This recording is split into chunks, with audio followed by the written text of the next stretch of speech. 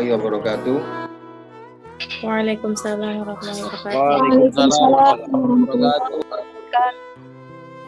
Bismillah, alhamdulillah, wassalatu wassalamu ala rasulillah Sayyidina Muhammad ibni Abdillah wa ala alihi wa sahbihi wa mawala amma ba'du.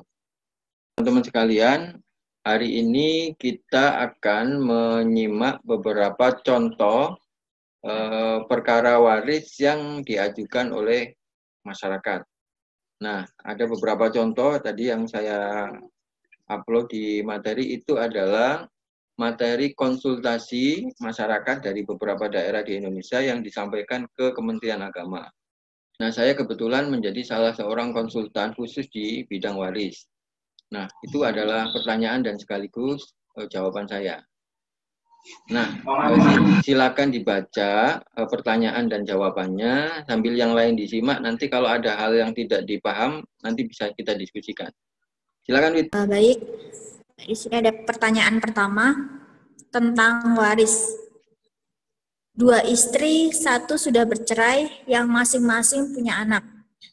Pertanyaan dari hamba Allah tanggal 4 Juli 2019 seputar permasalahan hukum waris. Hamba Allah ini adalah seorang anak laki-laki dari istri pertama ayahnya. Ayahnya kemudian bercerai dengan ibunya, lalu menikah lagi dengan perempuan lain dan mempunyai 3 anak laki-laki dan 1 anak perempuan dari istri kedua tersebut. Kemudian ayahnya meninggal pada tahun 2018. Bagaimana hukum atau cara membagi warisnya? Oke, kronologis masalahnya udah dipaham ya. Jadi ternyata ada 2 istri. Istri yang pertama sudah bercerai tapi juga punya anak, kemudian nikah lagi dan juga punya anak. Nah, pertanyaannya bagaimana kewarisannya? Oke, lanjut. Jawaban. Pertama, perlu digarisbawahi, di dalam pembagian harta waris itu mutlak didata dulu siapa saja ahli warisnya. Ahli waris dari deskripsi di atas adalah seorang istri.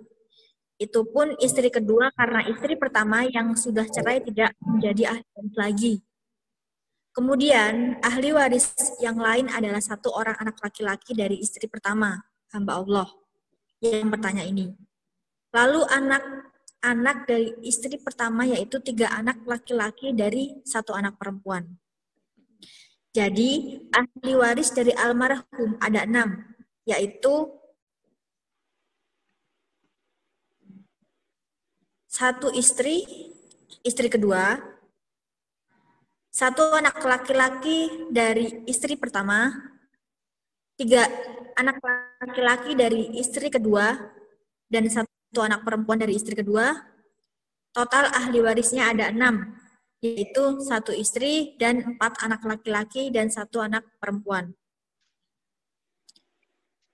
Kemudian bagian istri adalah 1/8 karena punya anak.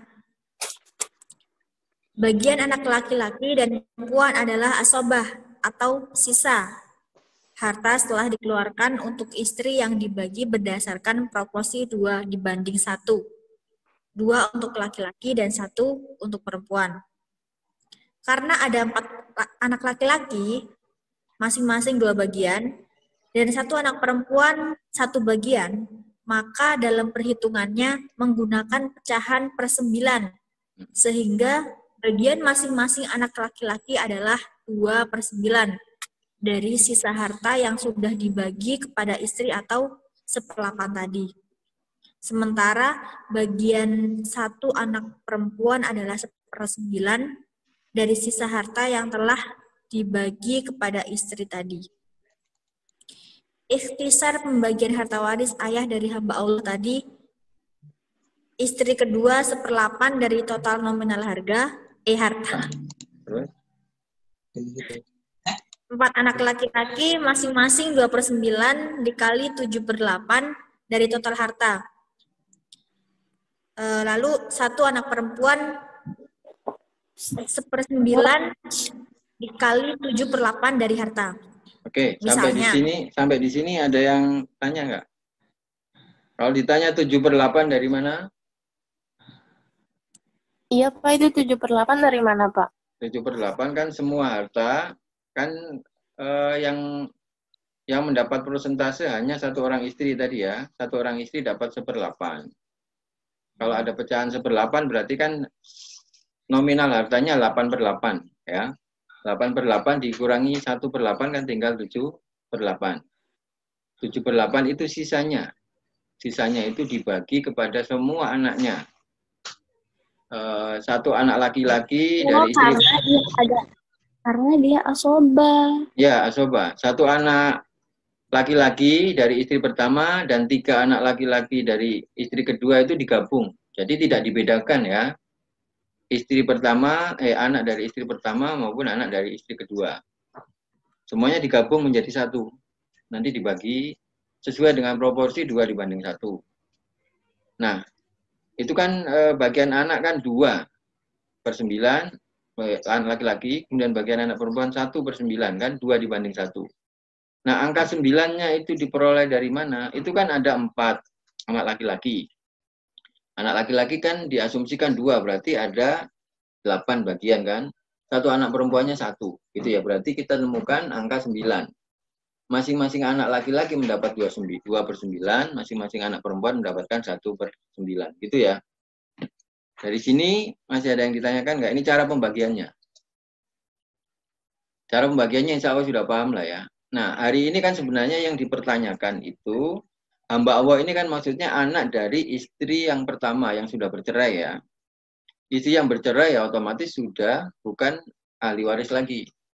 Kalau belum bercerai, berarti nanti hak istri pertama dan istri kedua sama. Tapi karena ini sudah bercerai, maka proses haknya itu sudah selesai pada saat proses perceraiannya. Entah berupa harta gono gini, atau berupa kesepakatan antara dua suami istri itu pada saat bercerai. Oke ya, tapi anaknya, kalau hubungan dengan istri kan bisa berakhir, tapi hubungan dengan anak tidak bisa berakhir. Tetap mendapatkan hak waris ya. Oke ya, itu ya, paham ya. Pembagiannya masih ada yang belum paham, silakan langsung aja, langsung.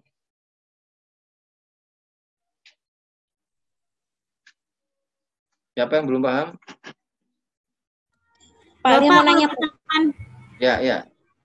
Siapa dulu? Pembagiannya itu nggak usah dikali dulu 7/8 langsung, tapi langsung dikali hartanya bisa? Bisa juga. Oh, berarti dikali hartanya dikurangi untuk istri dulu dong. Nanti berarti ada contoh. Oke, nanti ada contohnya di bawah kalau diaplikasikan dalam harta. Nah, kan masalahnya begini. Tidak selalu orang yang konsultasi waris itu langsung menyebutkan hartanya. Ya kan? Apalagi kalau hartanya itu sebagian masih dikuasai oleh pihak tertentu. Gitu ya. Dan kadang-kadang memang nggak terus terang juga hartanya yang mana-mana. Nah, tapi kalau ada hartanya malah lebih bagus. Tapi kalau hartanya belum dinominalkan, kadang-kadang kan butuh waktu untuk menominalkan ya. Dan nilai hartanya pun juga bisa berubah-ubah ya, sesuai dengan perubahan harga. Gitu ya. Yang lain siapa tadi? Ada Istiqomah. Pak Liha Pak mau nanya. Ya.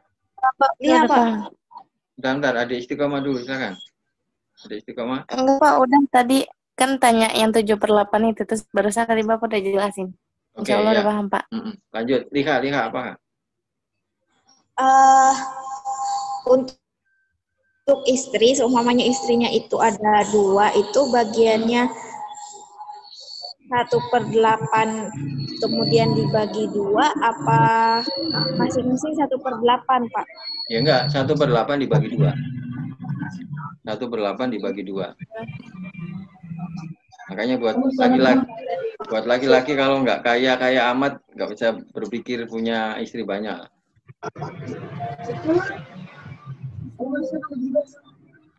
Ribet nanti belum anak-anaknya berantem. Ini kan ceritanya, kira-kira ya gambarannya, ini hartanya dipegang oleh anak-anak dari istri kedua. Nah, yang mengajukan pertanyaan ini tapi belum sampai ke pengadilan ya. Yang mengajukan ini adalah anak dari istri pertama yang notabene sudah bercerai. Oke, dilanjut. Baca. Oke, dilanjut. Misalnya, jika harta Jika harta ayah yang telah meninggal setelah ditaksir dari semua aset totalnya adalah 1 miliar, maka bagian istri adalah 1/8 kali 1 miliar, yaitu 125 juta. Bagian masing-masing anak laki-laki, termasuk hamba Allah tadi, adalah 2/9 kali 7/8 kali 1 miliar, yaitu 14/72 kali 1 miliar. Masing-masing anak laki-laki tadi mendapatkan 194.444.000 rupiah. Ya. Dan bagian anak perempuan adalah 1/9 kali 7/8 kali 1 miliar, yaitu 97.222.000 rupiah. Catatan, istri yang sudah diceraikan tidak mendapatkan harta waris. Tentunya pertalian harta di antara suami dan istri sudah diselesaikan sewaktu bercerai. Dalam sistem kewarisan Islam, hubungan anak dengan ayah ibunya tidak akan pernah putus meskipun orang tuanya sudah bercerai. Bagian anak dari istri pertama dan istri kedua sama saja. Oke. Clear ya? Ada yang masih belum paham? Clear nggak? Ada yang tanya nggak 14/72 ini dari mana? Nggak ya? Udah ya? 2/9 kali 7/8. Ya, atas dikali atas, bawah dikali bawah, ini hasilnya ya. Ya, Pak. Oke. Masih ada? Jujur aja kalau nggak paham, tanya ya. Nggak apa-apa. Santai aja.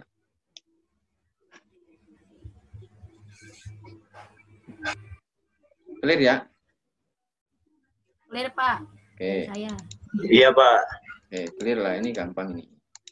Nah, ini hanyalah gambaran pertanyaan yang diajukan oleh masyarakat, baik ke Kementerian Agama langsung ya, di tingkat pusat atau di tingkat kabupaten, maupun yang paling banyak sebenarnya pertanyaannya nanti di KUA. Jadi jangan bayangin KUA itu isinya penghulu aja, di situ ada penyuluh ya, baik yang PNS maupun yang non-PNS. Itu nanti akan ketemu dengan pertanyaan-pertanyaan begini. Oke, lanjut. Siapa yang mau baca cowok nih?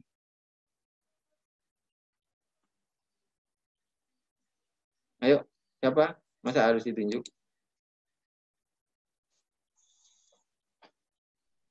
Halim Lubis. Aduh. Ustadz ya, Halim Lubis, silakan dibaca. Pertanyaan kedua. Ya. Tentang harta warisan yang dulu dibeli oleh ahli waris. Pertanyaan dari Awaliyah tertanggal tanggal 25 Juli kayaknya ini Pak ya. Ya. Juli 2019 seputar warisan. Kakek dari Awaliyah diberikan tanah oleh keponakannya. Tetapi ahli waris kakek tersebut membayar tanah yang diberikan karena kakeknya tidak bisa membayar. Berarti sebenarnya tidak ada akad pemberian atau hibah atau hadiah, tapi akad pembelian. Tapi tersebut kemudian dibayar oleh anak-anaknya, yaitu ayah dari Awaliyah ini dan pamannya. Nah, jadi kakek dari Awaliyah tadi memiliki 3 anak kandung dan 1 anak tiri. Nah, 1 anak kandung perempuan masih hidup. 1 anak kedua, ayah dari Awaliyah, sudah meninggal sebelum kakeknya meninggal. Dan 1 anak lagi ataupun paman Awaliyah sudah meninggal setelah kakek meninggal dan 1 anak tiri. Nah. Lanjut lagi Pak. Ya, lanjut. Sampai pertanyaan dulu. Nah, pertanyaan 1, pertanyaan pertama, apakah tanah tersebut menjadi tanah warisan kakek meskipun ayah dan paman Awaliyah yang telah membelinya ini? Oke ya. Jadi jawabannya tergantung pada saat membeli itu untuk kakeknya atau untuk mereka membeli untuk pribadi mereka berdua. Nah, kalau membeli untuk kakeknya yang bisa dibuktikan dengan surat menyuratnya, berarti tanah itu punya kakek. Nah, jika tidak maka tanah milik ayah dan pamannya dengan proporsi pembagian sesuai dengan dana yang dibayarkan. Nah, dari paparan di atas, hampir dipastikan bahwa ayah dan pamannya membeli untuk kakeknya.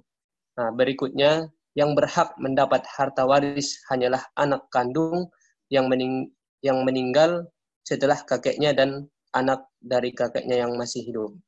Jadi, ahli warisnya yaitu anak perempuan dan anak laki-laki.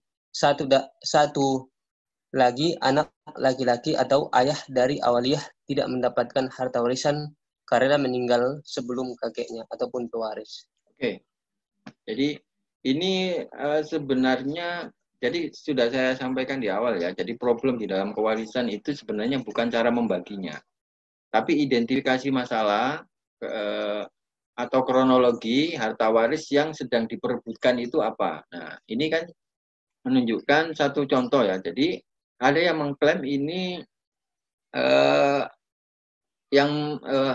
harta yang tercatat atas nama kakek ini adalah milik keponakan atau dibelikan keponakan. Tapi tidak bisa dibuktikan. Justru ada yang ngaku, oh bukan dia yang membelikan, tapi kita yang membelikan gitu ya. Nah, akan tetapi kalau kemudian semuanya sudah diatasnamakan kakek maupun dibahkan oleh kepada kakek, maka klaim-klaim di awal itu sebenarnya tidak terpakai. Ya, yang dipakai adalah bahwa harta ini milik siapa dan diwariskan kepada siapa. Nah, di dalam kronologi cerita ini kan ayah yang meskipun membelikan itu, ya ayah yang bertanya ini meskipun membelikan itu, tapi kan dia meninggal lebih dulu dari kakek. Ya, orang yang meninggal lebih dulu itu tidak mendapatkan harta warisan. Ya, meninggal lebih dulu. Nah, sehingga yang mendapatkan bagian di situ ya, siapa tadi? Yang mendapatkan bagian tadi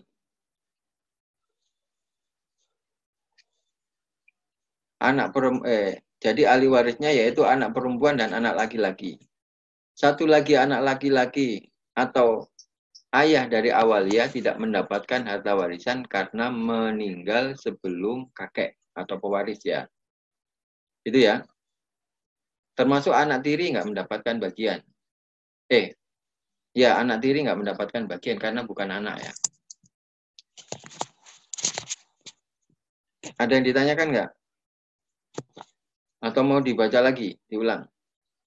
Pertanyaan kedua. Menurut anak dari paman awaliyah, yang berhak menerima warisan adalah ibunya, bibi ipar awaliyah. Nah, karena dia penghalang bagi ahli waris yang lain.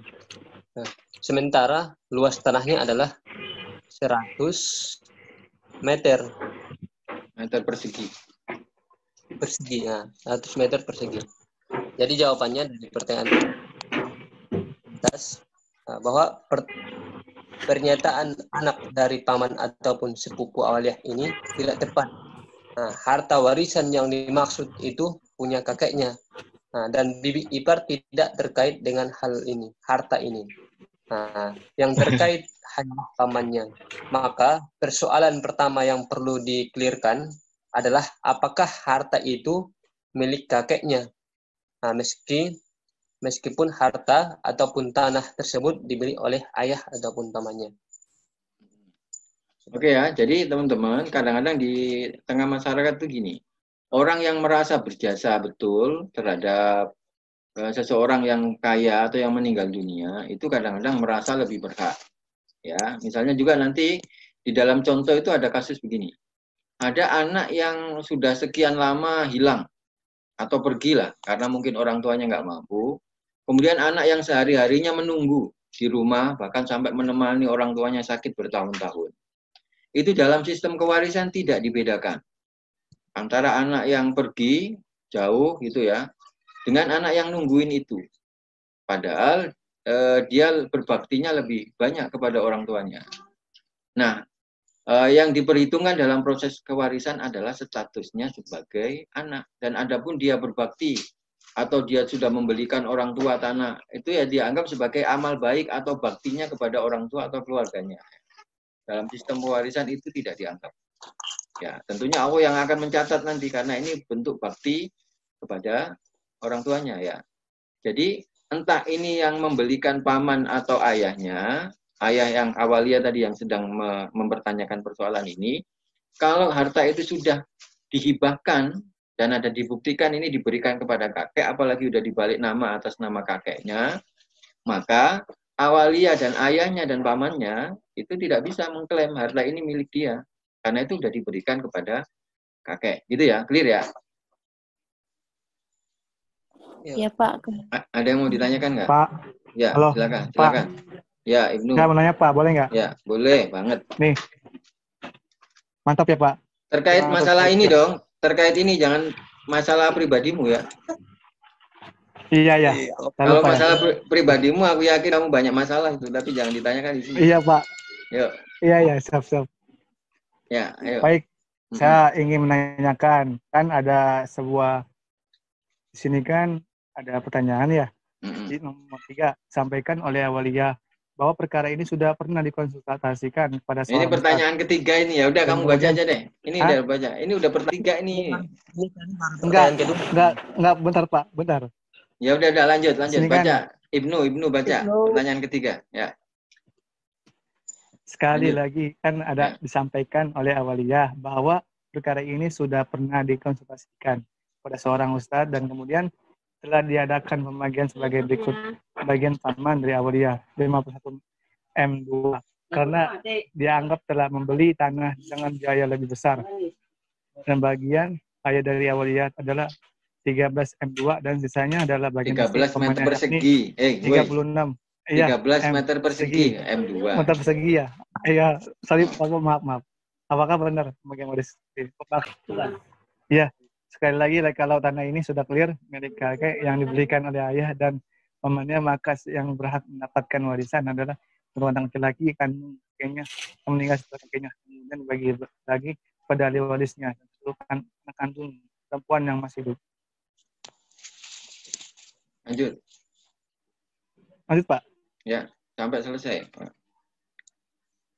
Jika tanahnya 100 meter persegi, maka bagian pamannya yang sudah meninggal kakeknya adalah 66,6 meter persegi yang bisa diwariskan kepada ahli warisnya.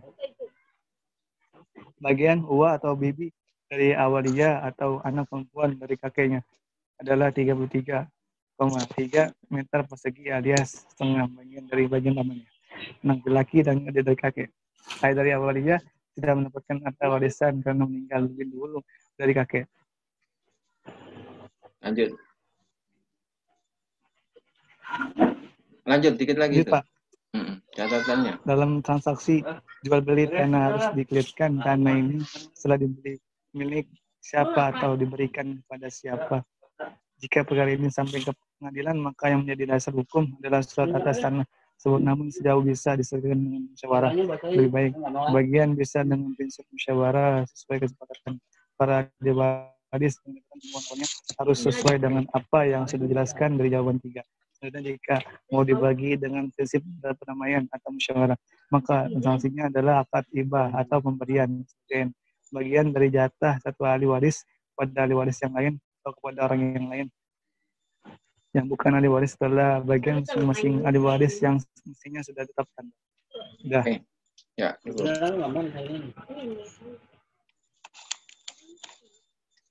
Oke, baik teman-teman sekalian, itu adalah gambaran perkara kewarisan yang ada di tengah masyarakat ya. Itu baru 2, nanti kita lanjutkan. Ya. Jadi gini, kadang-kadang perkara kewarisan yang disampaikan ke kita, anggap aja kita ini konsultan ya. Kadang-kadang perkara kewarisan yang disampaikan ke kita itu sebenarnya sudah pernah disampaikan atau sudah pernah diselesaikan oleh salah seorang ustadz atau tokoh agama di tengah masyarakat. Nah ini mungkin suatu ketika ada pihak-pihak yang tidak puas ya, ada pihak-pihak yang nggak puas dengan keputusan atau pembagian yang sudah dilakukan oleh salah seorang anggota keluarga atau konsultannya atau para ustadznya. Nah ditanyakan kepada kita. Nah dalam hal ini maka mau tidak mau ya kita harus arif ya, kita ini sebenarnya dalam tanda kutip sedang diadu ya dengan ustadz tadi yang sudah menyelesaikan perkara ini. Dan kita lihat tadi bahwa Ustadz ini membaginya secara tidak benar ya, gara-gara harta itu sekarang dikuasai oleh siapa. Oke ya. Nah, coba nanti silakan dibaca lagi sistem pembagiannya, dikit-dikit aja ya, karena ini saya nggak yakin ya teman-teman apakah sudah bisa mencerna semua persoalannya, tapi itulah gambaran persoalan yang ditanyakan kepada masyarakat, yang ditanyakan oleh masyarakat. Jadi misalnya nanti persoalannya pun sudah tidak selesai melibatkan dua ustadz, apalagi sebagiannya sudah diambil oleh keluarga yang lain, jadi mau tidak mau kalau masih menjadi persoalan ya mau tidak mau dilarikan ke pengadilan agama. Kalau dilarikan ke pengadilan agama, berarti pilihannya adalah kompilasi hukum Islam. Tidak bisa diganggu-gugat. Pedoman utamanya pengadilan agama adalah kompilasi hukum Islam. Oke. Nah, saran saya nanti suatu saat kalau teman-teman menjadi konsultan waris, baik individual ataupun berada di bawah naungan KUA misalnya, atau lembaga konsultasi waris, maka sebisa mungkin dibagi secara kekeluargaan. Caranya seperti apa? Jadi kita hitung dulu, kita tentukan, Pak, Bu, yang terlibat itu dikumpulkan, seharusnya bagiannya seperti ini loh ya, bagiannya seperti ini. Nah, bagaimana atas usulan salah seorang anggota keluarga atau atas usulan saya nih sebagai ustadz atau ustadzah, bagaimana kalau saya usulkan dibagi sama rata dengan akad hibah? Jadi mestinya bagiannya si bapak ini mestinya segini. Nah, karena beberapa pertimbangan, bagaimana kalau bagian si bapak atau si ibu, ya ini kan ceritanya anaknya yang mengajukan ya. Ini dibagi sama rata dengan prinsip hibah. Bagian seibu atau bibik tadi dikasihkan sebagian ke bagian keluarganya atau dikasihkan ke keluarga yang lain yang ayahnya notabene meninggal sebelum kakeknya sehingga tidak mendapatkan bagian. Tapi kemudian dibagi dengan prinsip hibah. Nah, di dalam sistem pembagian warisan itu juga betul. Dengan catatan kita bunyikan dulu bagian yang semestinya berapa, baru nanti dibagi sama rata dengan prinsip hibah. Hibah dari siapa ke siapa? Hibah dari orang yang mendapatkan bagian yang lebih besar kepada orang yang mendapat bagian lebih kecil. Ya, oke, kita lanjutkan deh nanti ya. Kita lanjutkan nanti. Saya harapkan ini dibaca dulu. Saya lihat tadi sepertinya belum pada baca ya. Silakan di-download, diakses dulu perkaranya. Ini perkara dari masyarakat nih, bukan perkara pengadilan agama ya. Perkara pengadilan agama nanti kita bahas pada pertemuan berikutnya. Banyak saya koleksinya. Kalau ini perkara yang ditanyakan masyarakat di luar jalur pengadilan agama. Saya akhiri, wal muwaffiq ila aqwamit thoriq. Assalamualaikum warahmatullahi wabarakatuh.